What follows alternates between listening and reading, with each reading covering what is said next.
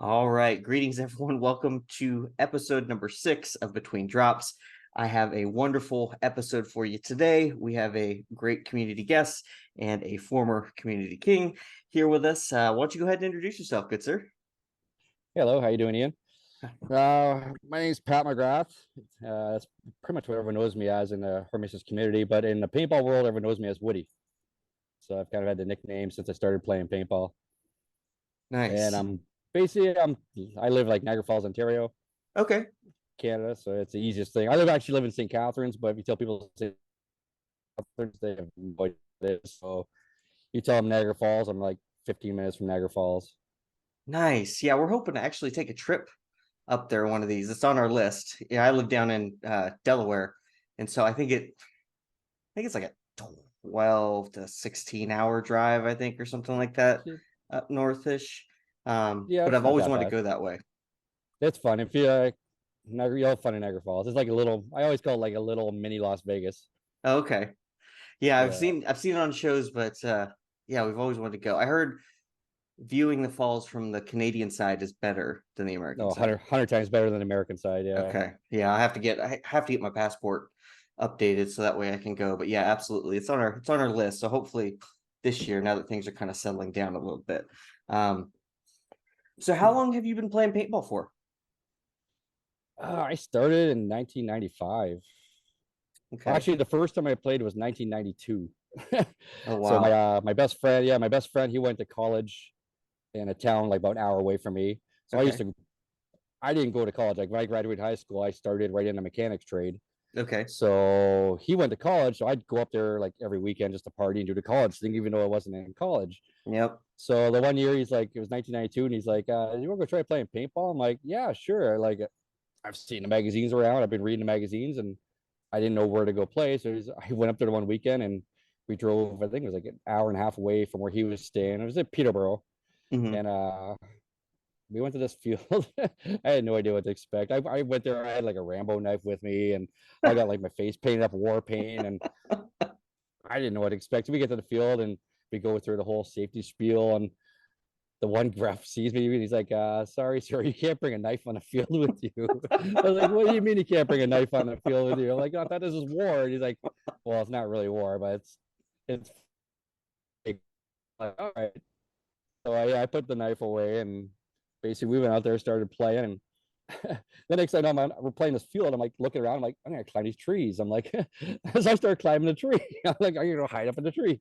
And the ref comes right over. He's like, you can't go up in the tree. I'm like, what do you mean you can't go in the tree? This is great. Like, yeah. So it was definitely different the first time I played, and I didn't know what to expect. I remember we were out there with these.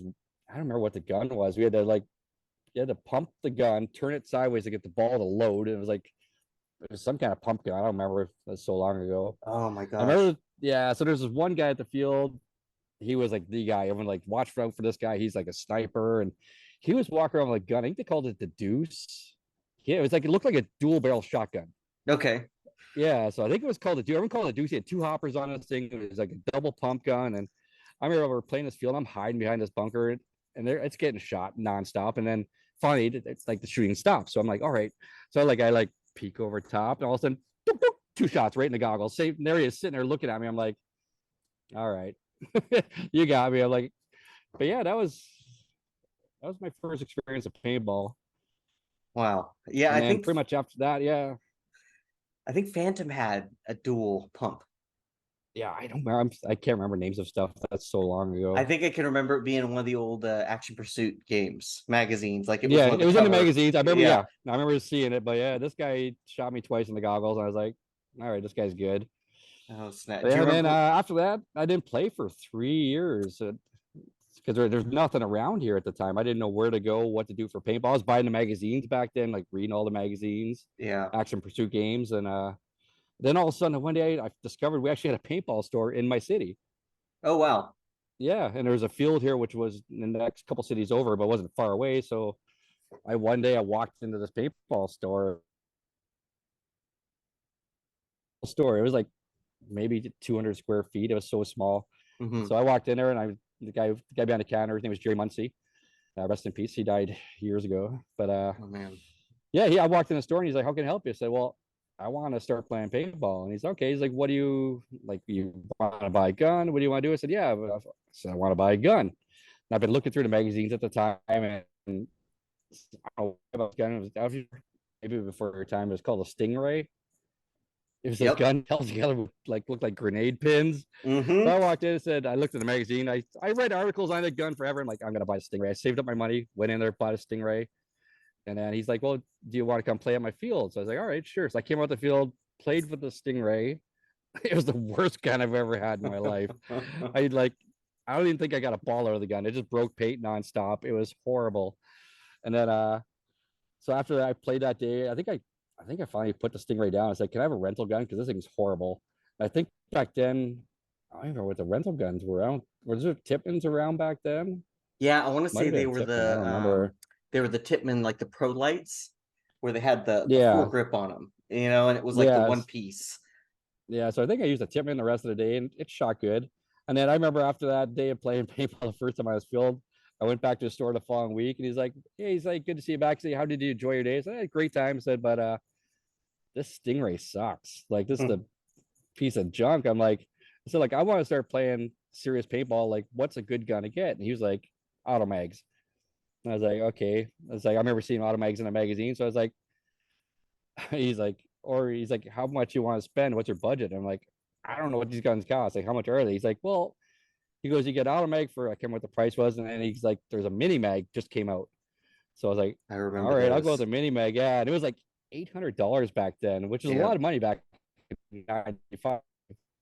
Yeah, about mini mag. We sent the body out, got all stripped down, polished it chrome, and I put all the yellow accents all over the gun. And that's what I started playing with in my tournament ball was a mini mag.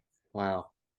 Yeah, we had a buddy, my best friend, me and my best friend had bought autocockers, and they were the 2003, just the base level autocockers that had just come out, WGP had come out with, and his older brother had bought an Automag, and he tricked it out. He put the double trigger, the level 10 bolt and all that other stuff in it, and he would just wreck people. He had a titanium Yeah. boomstick on it, and that thing would just shoot Shoot the people. sparks. Oh my gosh. And it was just, and he was a bigger dude too. So he wouldn't really, like, paint would bounce off him and he couldn't really feel it. So you had to kind of hit him a couple times. And yeah, he was a menace with that thing.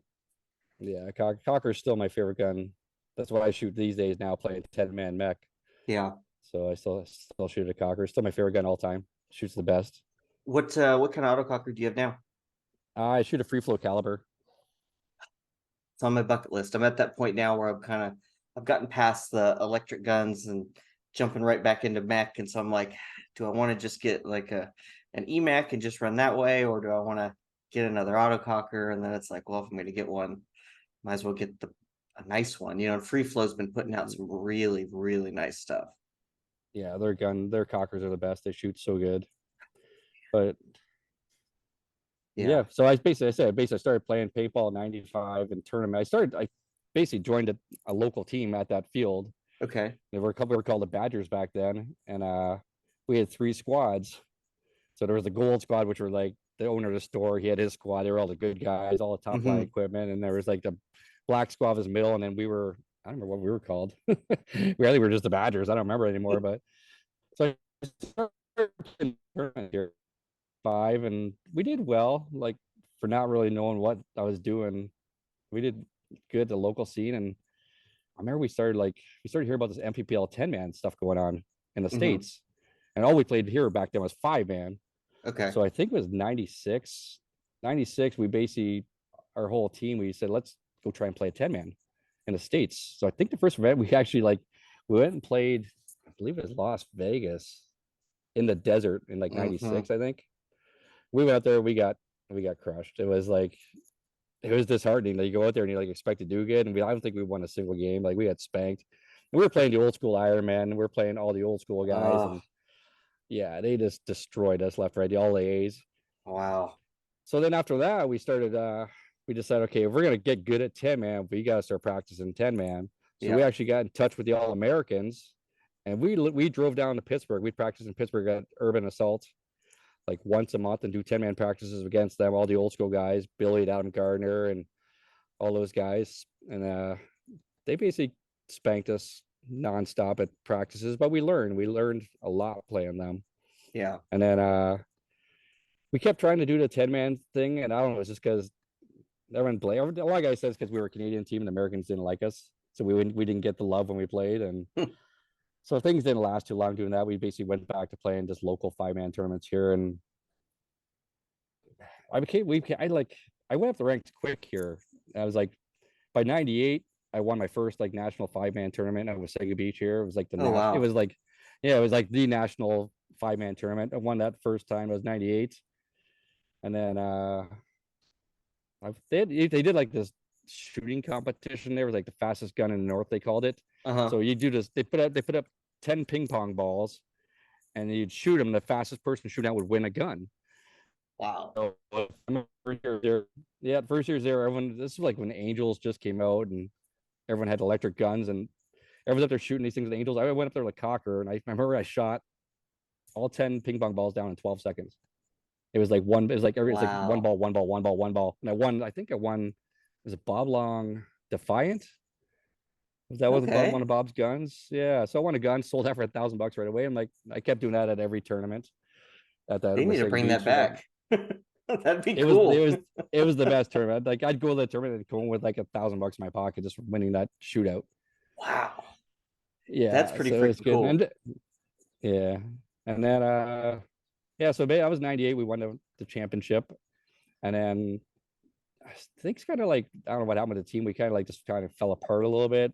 So Hmm. I ended up joining like another local team here, and basically I just kept like moving up my ranks with the better teams in the local area. And then so that was 1999. I started playing with a team called Shockwave Canada. They're out of Quebec.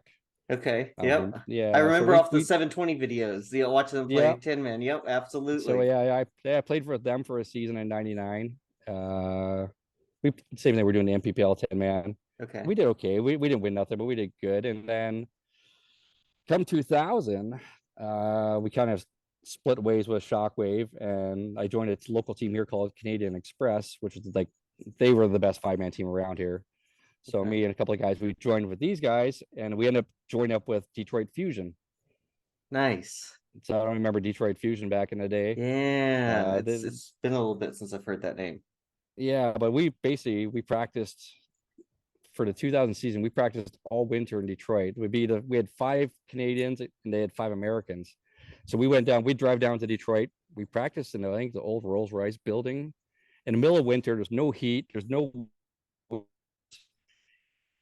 or it's wood chips. Hmm. And we did 5-on-5 all winter long. Like we literally beat the crap out of each other. Just 5 Canadians against 5 Americans. We hated each other by the time we were done that winter practicing.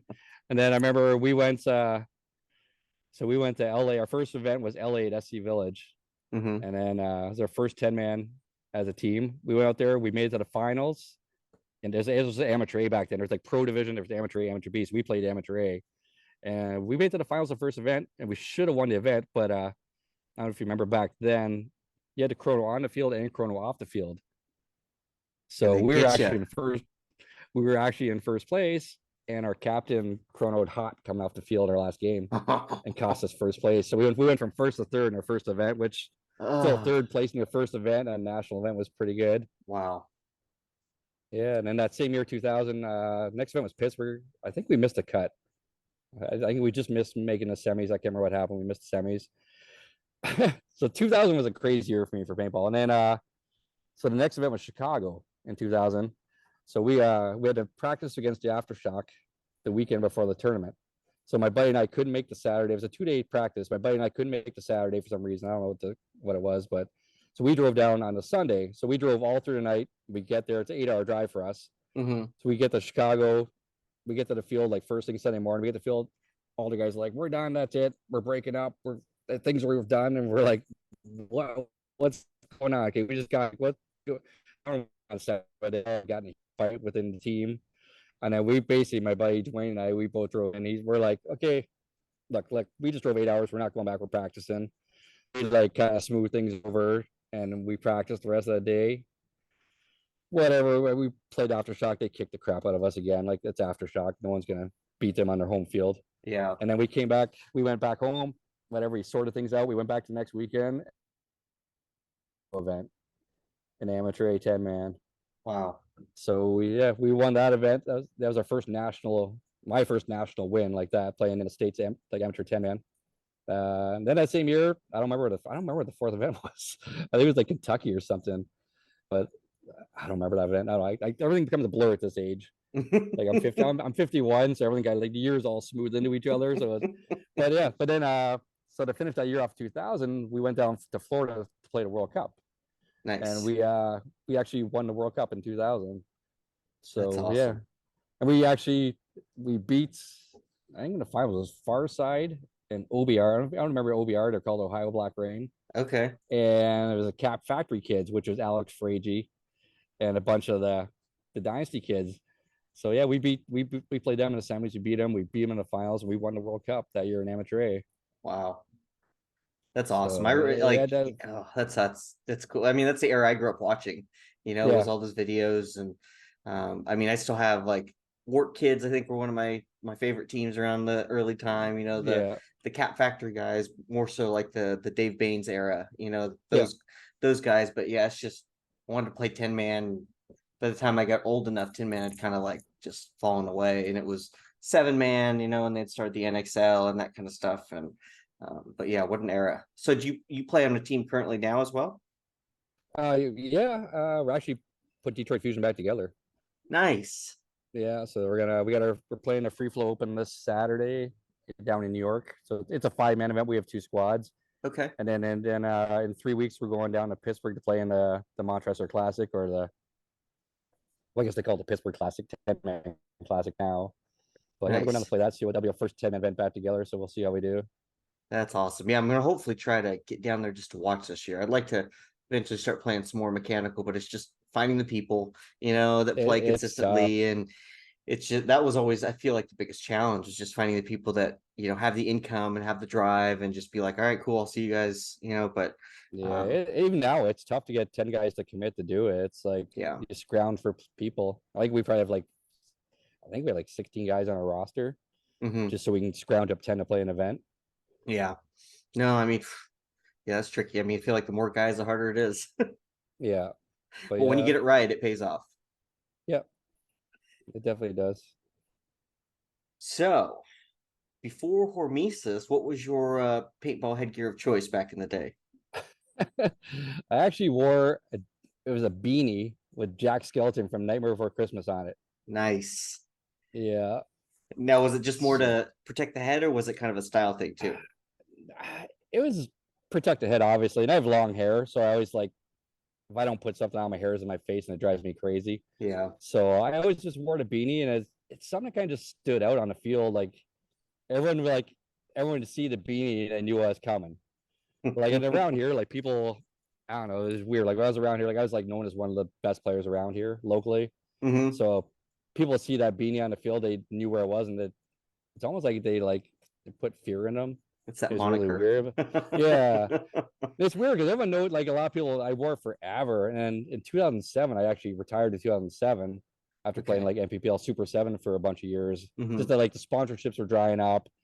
And I Yeah. was like, I was getting burned out. Like I was doing tournaments nonstop. Like you do all those national events. It's a lot of traveling. It's a lot of wear and tear. Yeah. And even like in 2003, I was playing out in Maryland. I was driving down to Maryland every second weekend for a practice, and it was a 12-hour drive. So my buddy would fly in. I'd pick him up at the airport Friday night. We'd leave midnight on Friday, drive there to Baltimore, practice, get to the field 8 o'clock in the morning, practice all day Saturday against like DCRs and all the good local games. Then go Mhm. down to Baltimore, party all night, get like 4 hours sleep, go back to the field Sunday morning, practice again till noon, and then we drive back home. And I get home here like midnight. And I was doing that every second weekend for like a year. So Cool. yeah, it burned me out. After I think that was like the burnout season for me. Like I was starting to get tired after doing that. Yeah, that's a lot of driving. That's a lot. It's a It mission. was fun. It was great. Like the road trips and the stories and the shenanigans we do were it's fun, but it takes a toll on you after a while. Even like now, the guys are like, oh, let's practice. And like, I just hate practicing now. It's like I did so much practicing over the years and played so much paintball. I was like, nah, like we do one practice for an event, I'm good. Yeah, I'm just peachy. No, that makes Yeah, sense. So yeah.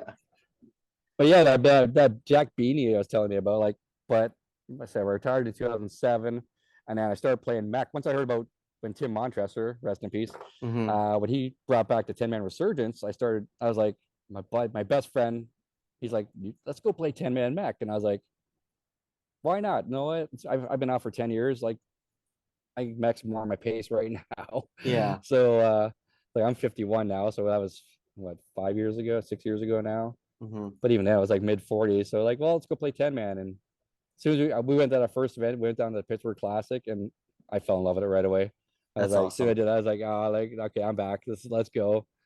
That's But then awesome. then of course we started playing, but then COVID hit, so it kind of shut things down for a few years, right? So Yeah. Yeah, absolutely.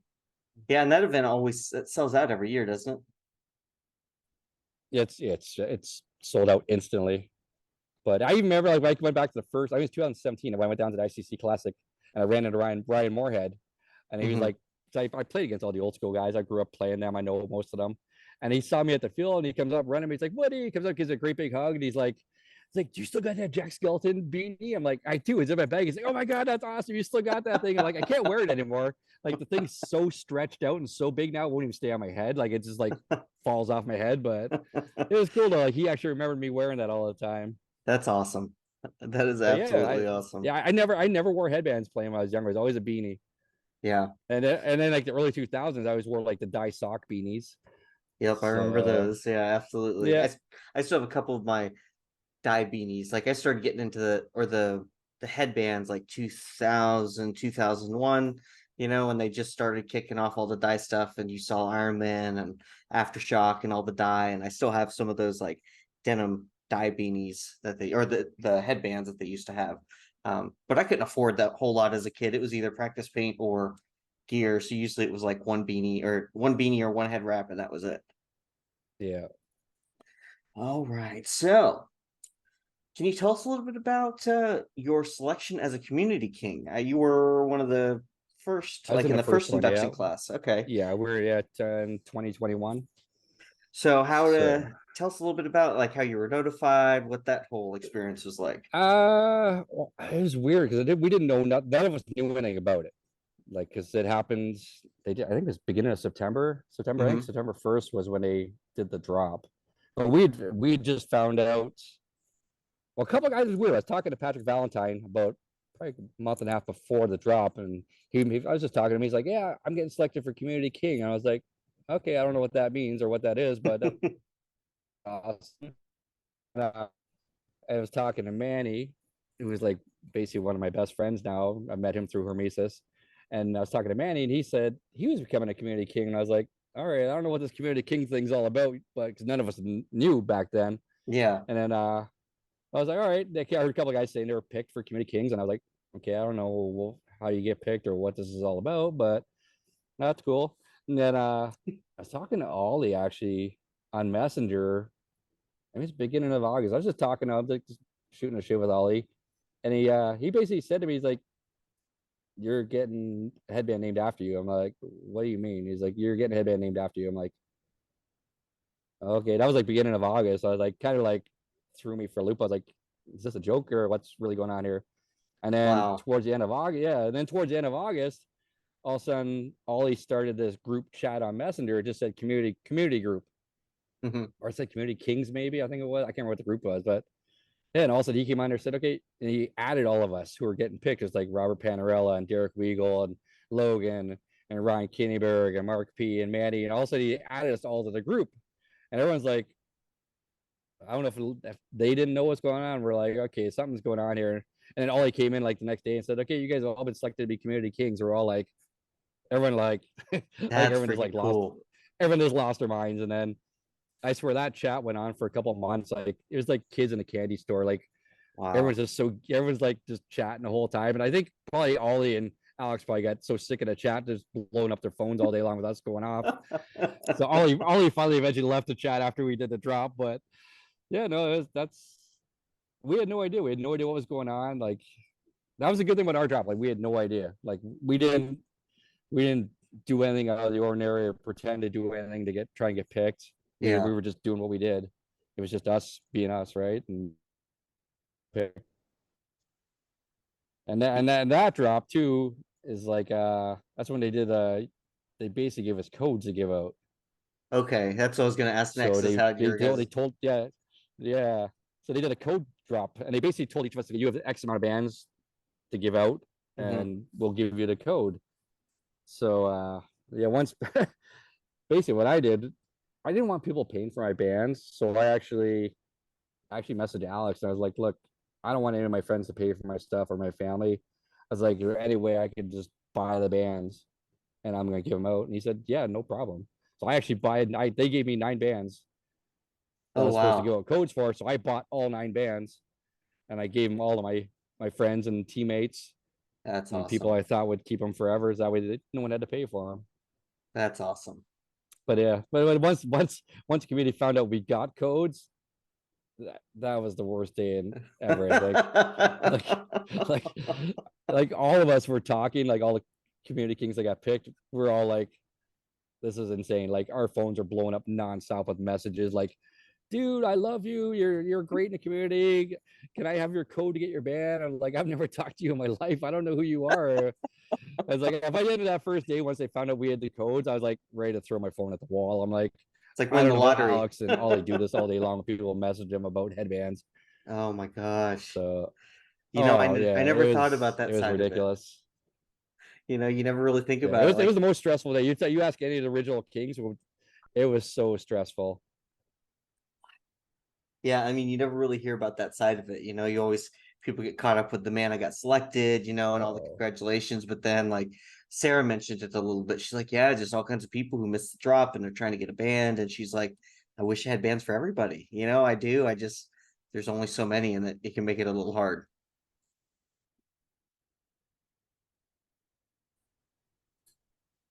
yeah, it was tough. I had like there's people I had to leave out that I couldn't give bands to because I only had 9 to give out, right? So, Mm-hmm. Now, did how did you oh feel about man, like that's the dying. You coloring? know what? Oh, can you hear me? Hello.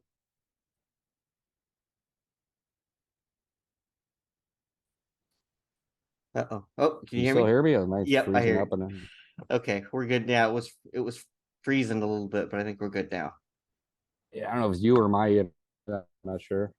Yeah, I'm not too sure either. But we'll keep on moseying. I got my fingers crossed that the internet will hold. How'd you feel about the design of your band? Yeah, hopefully. I loved it when I first saw like most of the other guys. Most of them had a lot of blue. And Mm-hmm. there's a couple guys, like Nicholas and David Rom and Lumpkins had more tones, and then mine was almost like camouflage, which like it was cool because like I literally just came back and started playing 10-man mech in the woods and stuff. Like that's I think Alex and Ollie they kind of knew what I was doing and they made my band to suit what I was doing now in Yeah. paintball. And that's absolutely, and you're not the first person to mention, have that being said. It feels like they were really, not only did they pay attention to the people that were deserving, but they also kind of they picked the band for the right person, whether it was the color or whatever the case may be. They really kind of hit the nail on the head with it. Yeah, they definitely did. So especially with mine, as soon as I saw it, I was like, oh, that was definitely designed for me. I'm So gonna try to go inside, okay. see if we get better Wi-Fi inside here.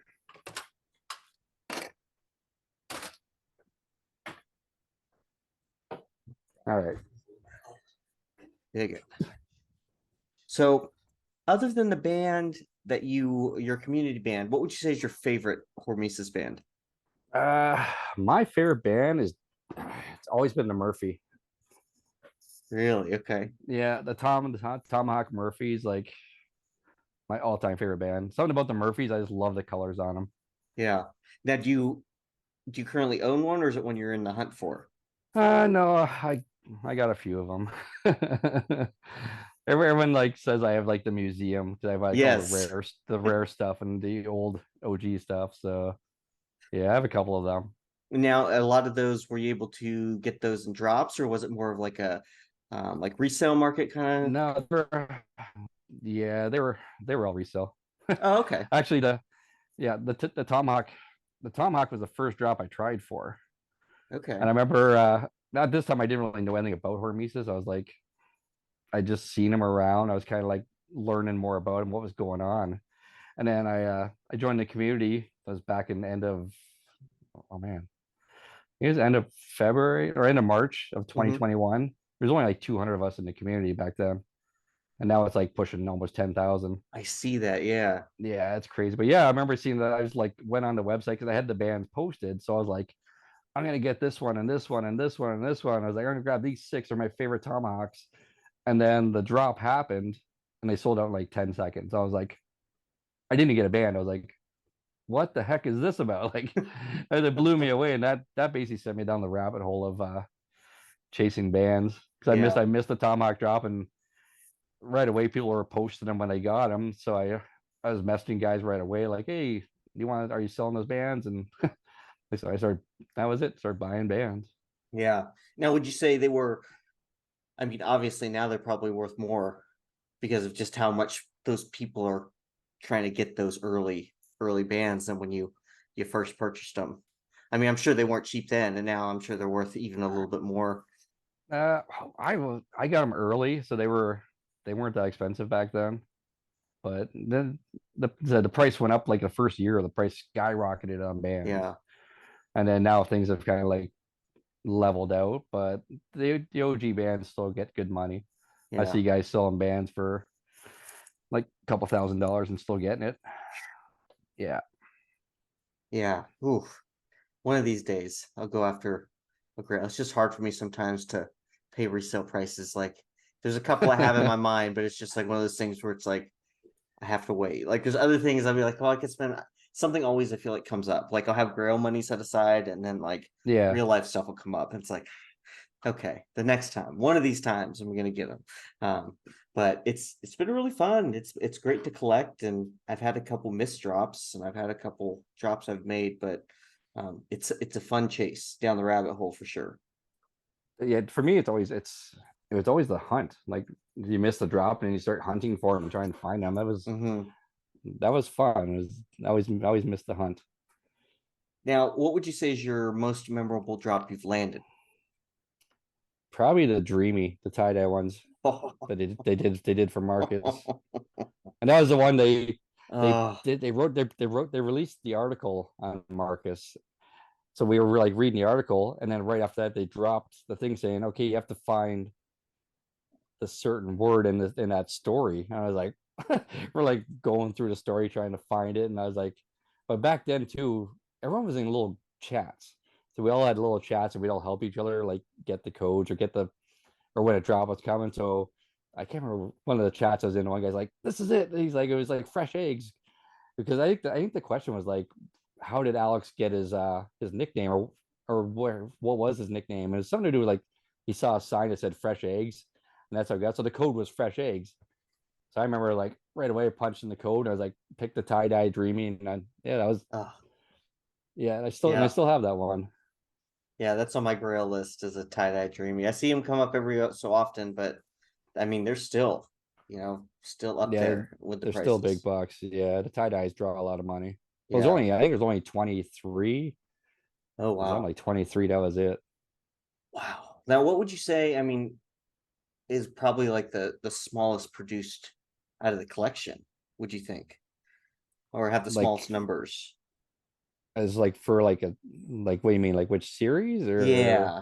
Or like, I mean, just on like a production wise, like what would you say is like the smallest production run that they've done for bands?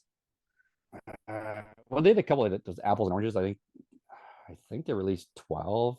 And then they did those denim iron kids that Hmm. Greenspan wore them quite a bit there. They only did seven. Well, they released seven as a series. Okay. So that's probably like one of the smallest series was that Yeah. the Iron Kid denim.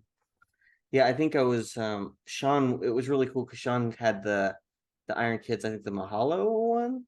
Yeah. And he said there was only I think like five or six of those, and a lot of them were held by guys that were in Hawaii, which was really cool. And so it's kind of cool when you can kind of return some of the bands to Yeah, their yeah, like their area. yeah. Yeah. I have a lot of like rare ones. Like I got the one trick pony. It's the only one. It's like the holy grail of Hormesis. And then I got the Hutton, which Craig Baxter was talking about on your last review, like Yeah. one of his favorite ones. So I have one. Don has one. There's only two. There's only two in the series. Wow. Yeah. So and I have a lot of rare stuff. Like it was like I got a lot through Manny. Okay. They were like all like prototypes. So they're like one-off prototypes that are like really rare. Mm-hmm. So I'll show you one day. I'll show you. I'll have to show you my collection. Yeah, that would Show you be some of the stuff I absolutely got. awesome. Now, do you find yourself gravitating more towards the headgear, or do you collect like some of the shirts and some of the other accessories, or is it mostly head? Uh, Mostly headbands, but I do buy like a bunch of the shirts. Like Hmm. their dry fit shirts they have out right now are like so comfortable. Like I Yeah. got that one with the it's like that art one with like the girl on it and they did like a tiger version. Yeah. Hmm. That's literally probably the most comfortable shirt I ever wore. Wow. Yeah, I didn't. Yeah. I don't think I got that one. I ended up getting. I got my first button down, and it's the. I got it from. Oh, what's his name? I can't think of. He does the from Mark, and he had the, it was the gecko button down, the Yoda gecko, and he said it was a one of one. Okay, Um, yeah. but I was like, I've been wanting to get a button down. They're just so hard to figure out which one and what sizes. So he had that That's one. yeah, it's tough for their sizing, so Yeah, like I swim in my pullover, so now I'm like, do I need a large? You know, because I'm a shorter guy, but I don't. yeah. I'm a little bit wider, so I'm like, I just just want to fit well. Yeah. Yeah, I got a um, couple button ups. They're really comfortable. They're so yeah. nice. Yeah, I want to start. Those are what I want to start collecting next, or just starting to get them. But they're just hard. I got my fanny pack finally, and that was a little bit of a hunt.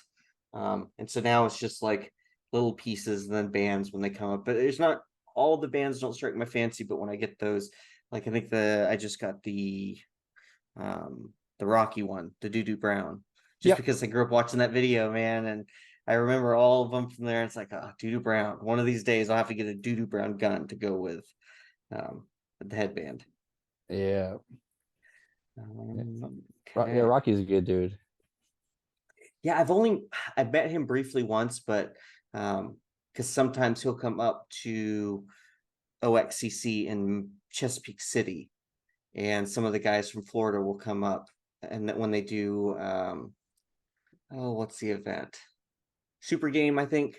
They'll have some of the Florida guys drive up, and he sometimes will come up with the guy. I can't remember. They do all the dry fit printing and things like that. I can't remember what company that is though. But they'll bring a booth up and Rocky will come with them and he'll come play, and it's pretty cool to watch him just rocking out still. All those old guys, like that if you can come you gotta come to Pittsburgh. Like come Pittsburgh, watch that 10 man. It's all the old school legends playing. Yeah, I want to try to. I'm gonna what weekend is that? It's August 11th, 12th, 13th, I believe. Well, actually I might be able to be around for that. Yeah. Yeah, it's Because I've such a got good family the time. first week, and I mean I'm just down in Delaware, so I think Pittsburgh. Yeah, Pittsburgh's like 4.5 hours from me, so I'm not sure how far it is for Okay. you. Yeah, I think someone said I think it's like 5 to 7 hours roughly, which isn't bad. So yeah, I might have to check that out. Come out and watch it. Bring the Yeah, drone and just do some footage. it's a party. It's like an old school reunion. It's cool. Who won it last year? What was last year? Good question. No, I don't remember. I Because can't. I know Dynasty won it the one year. that was so cool to watch Andy Copcock play again. Like he's probably one of my favorites, watching him play when he played with Image way back in the day, and he had the flip up visor. He's And it got just the bouncy visor. Yeah, yeah, and he doesn't live too far from me. He's like 3 hours away from me. yeah. So and I see him at the local events when I go to him. He's always there. We always talk and stuff like that. He's a good guy. I got one of his headbands too. That's pretty cool. Yeah, he was one of my favorites, especially when he went to the men, and rocking that DM3, the big brick with a That halo on it. I had an NYX Matrix I used for I bought that in like 2003-ish around there, and I used Hmm. that up until like a couple of years ago. One of those Iron Man matrices are still. I have my original die DM3. It needs a major tune up, but I still have that. But I always wanted to get one of the Iron Man where they remilled them, and they had the Iron Man milled into it, and then they took Yeah, off the volumizing chamber on the one side, and they still Yeah. they still are fetching a pretty penny Or even those these days. aardvark ones Ugh. fetch a lot of money. That guy was local to me. He used to be at all the local tournaments. The guy that made the aardvark. Oh my gosh. Yeah, and then they did I didn't like the regeneration of it or the squid. Oh, And I did the squid one for the Iron Man. yeah, that one was Yeah, kind of it was kind of yeah. I really wish it would come back to the custom milling. I feel like the early 2000s like signature series guns were just you could buy Yeah. anything, and me and Craig were talking about it's like, well, we get more reliable guns these days, but it would be kind of cool to see them bring back some of the um old milling stuff. Oh yeah. Back then it was all customizable. Like everything just looked. I find everything now looks the same. All these guns are all the same. Yeah, yeah, They all look. absolutely. They're all shaped the same. They all look the same. They all shoot the same. I don't know. I Yeah, miss the days of like cockers and all the custom milling and yeah, like you said. yeah, those Black Magic autocockers. I mean, I had an ANS, one of the Gen X, the GXE autocockers back in the day. Um, because the guy at the store tried to put an adjustable feed neck and he ripped the whole feed neck off of my autococker. And so he had Oh to buy me no. a new body. So I ended Wow. up getting like upgraded. He was a little salty about it, but it was red. It was cool. It was those were the days though. Like the Russian Legion NXT Shocker was probably one of my favorites. I mean, that Yeah, thing that just, that is some crazy milling on that thing. It was crazy. Even yeah. like the twister, like something about the twister. I had three twister cockers, like the old school twister Hmm. ones. I ended up buying during COVID. I was just bored and I started collecting guns. Yeah. And then but I ended up selling them all now. But the milling, like you can't beat that milling. So what made you decide on the mechanical gun that you're shooting now? I mean, did someone let you shoot one or did you have history with them? I'm just actually okay, it was a little bit of a story, but like back in the day when I was playing, do you remember Team Lockout? Yes. So Lockout, they were always like one of my favorite team. I played against them.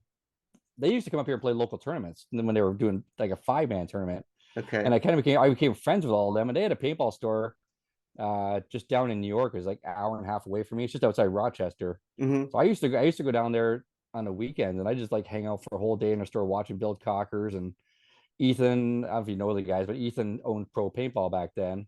Okay. And yeah, the one day I bought his personal gun off him. It was black, had a black body with red flames down the side.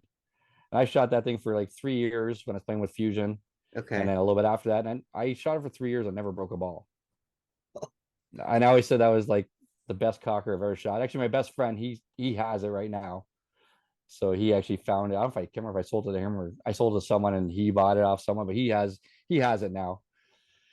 But yeah, and then when Free Flow came back out, was it 5 years ago now, maybe Hmm. 6 years ago? They did the resurgence, and I've known Buddy forever, and basically Buddy kind of like did like it was like a personal sponsorship with me and my buddy. That's I don't know awesome. Derek. Yeah, I don't know if you know Derek Durasco. He's like my best friend. He promotes Free Flow. He's a Free Flow spokesman. Okay. The name sounds familiar. I'm He still promotes all he promotes all the mech stuff on Facebook, okay. and you'll probably see him post all the time about stuff. But yeah, so yeah, when Buddy started making cockers again, I was like, okay, I'm playing mech. I need to get a cocker. I had a couple of Emacs, and I was like, they're good. Actually, are you a Star Wars fan? Hmm.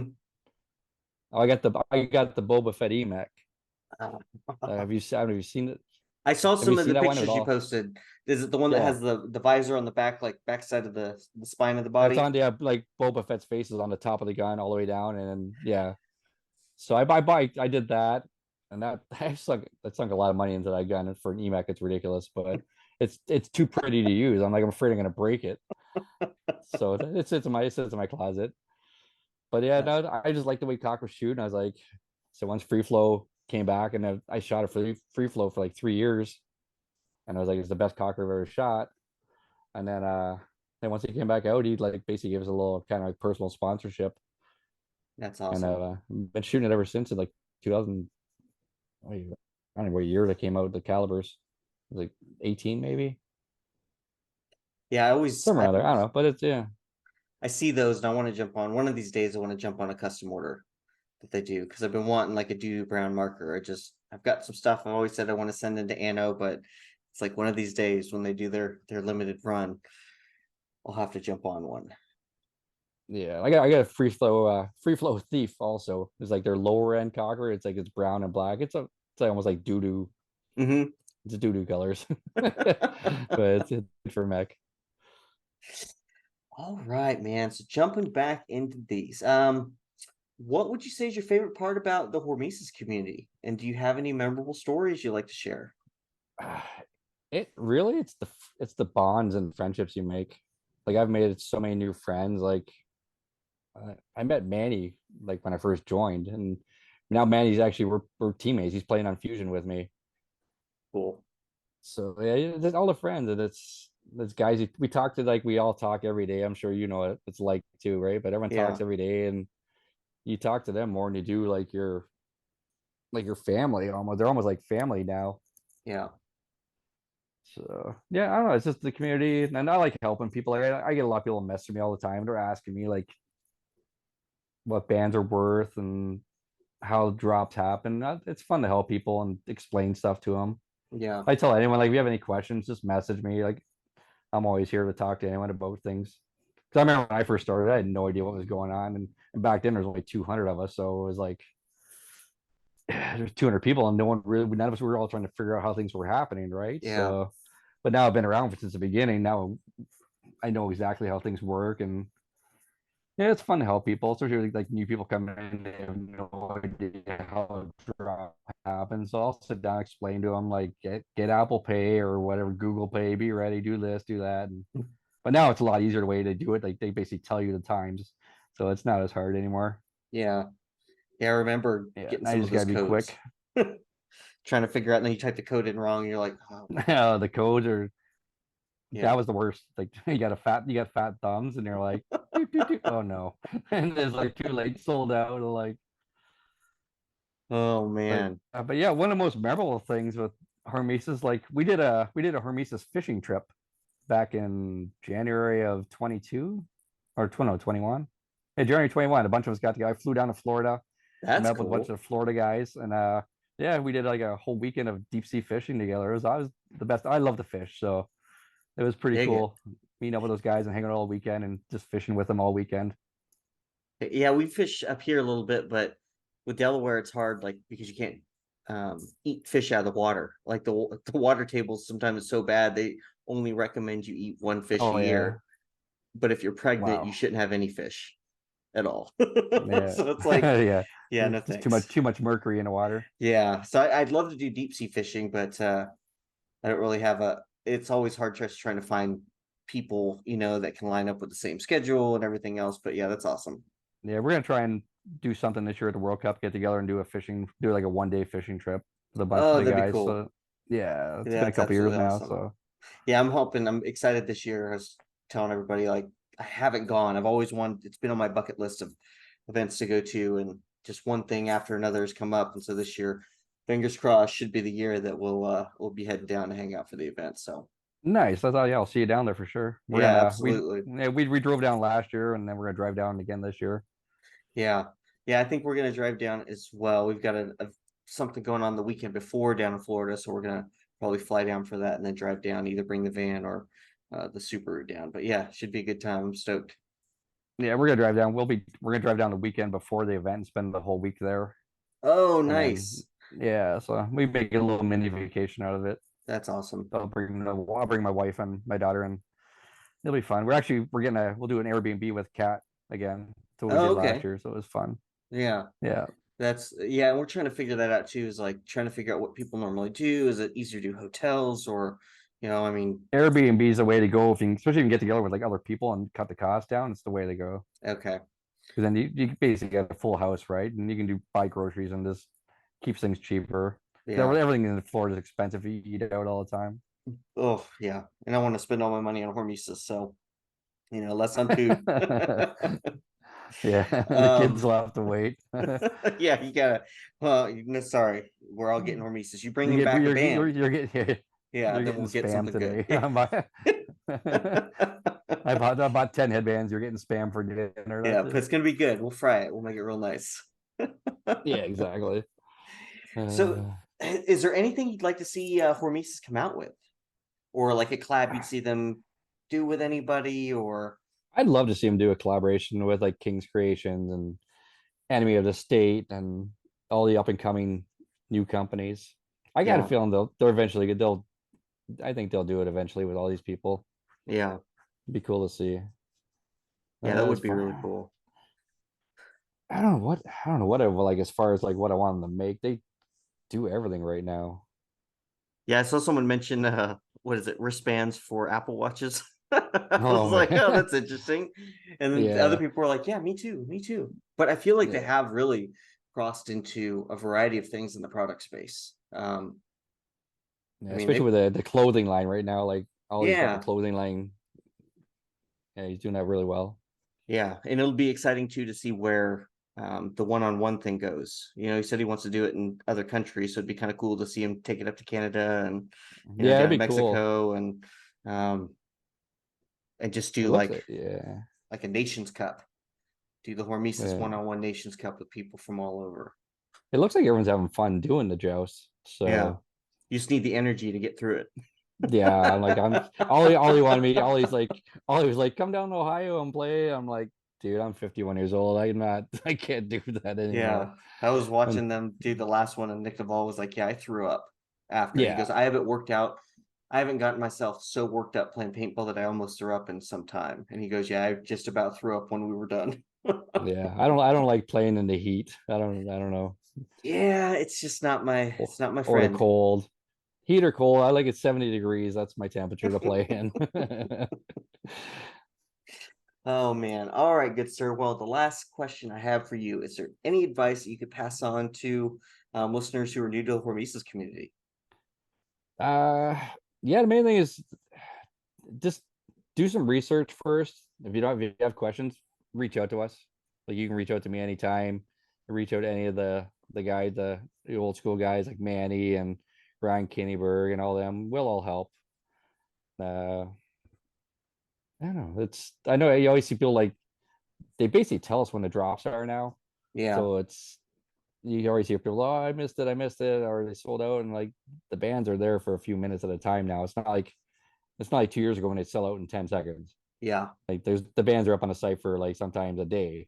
So there's really no reason for everyone not have a band anymore.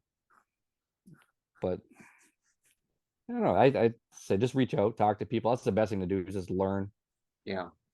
Because there's so much like I get people coming up to me, they'll ask me like they'll ask about bands. And I'm like, okay, you have like 3-4 hours to sit down with me to tell you about all these bands. Like there's so many series, there's so many different things now. It's like if I came in now, I'd be so lost. I wouldn't know where to Yeah. start. You look at like how many bands there are, and like especially people like asking like people want to buy the old bands, but they don't know what they're worth, and like yeah, then a Yeah. lot of yeah, it's tough. Like it's a lot to try and absorb if you just came in now. There's so much out there. A lot of catching up. Absolutely. Yeah, a lot of kids. I got lucky. I got in at the beginning, so I know everything because I've been there since the beginning. Yeah.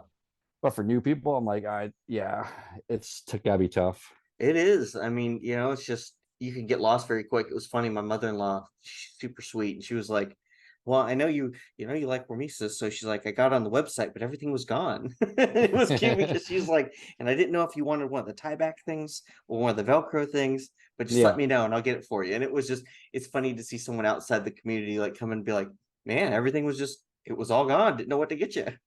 yeah, yeah. It's pretty much most of the stuff's gone all the time, right? So Yeah, absolutely. a few things stay on the website, but most of the time it's gone right away.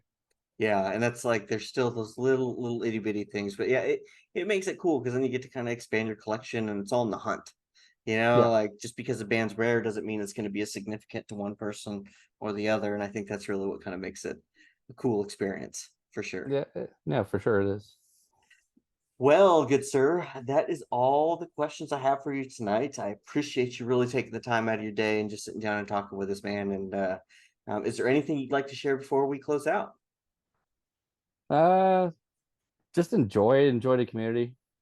Be there, try and help each other. I know there's the last few weeks seems to be a, a little bit going on in the community, and Yeah. people are getting riled up, and I get people messaging me like, "What the hell is going on?" I'm like, like, Yeah. but that's it's the growing curve, right? And the Yeah. community's getting so big so quick. So yeah, just a lot of people just take things the wrong way, I think, too, when things people post things like people just gotta learn to roll with it and just have fun. Yeah, ebbs and flows. I feel like we get these patches are really good, and then it's like Yeah, it's all of a sudden we hit like it's like okay, it's this gate, it's like crease gate, and then it's like tag gate, and what gate's next? It's like sometimes you just gotta grit like your teeth and just hang on. You're like, this will pass. It's yeah, fine. it'll pass, Like we yeah, it'll just calm down. But yeah, I think some people just take everything way too serious. yeah, And everyone's got to remember it's a piece of cloth on our heads. yeah. They're They all bend expensive out sweat shape. rags. Yeah, pretty much. But it's all about the community and being there for each other, helping each other. Yeah, absolutely. Well, awesome, good sir. Well, I appreciate you again taking the time. I do, and thank you for being such a pillar in the community. And Oh, no problem. hopefully we'll get to see it cut, man. And Yeah, then I'll see you maybe, come for sure. yeah, absolutely. Maybe like I said, I'll have to reach out when we get to the collection tours because I think that'd be really cool. Yeah, sounds good for sure. All right, man. We'll have a good one. And again, All right, thank you, and we'll talk soon. sounds good. Have a good one. All right. See ya. All right, thanks.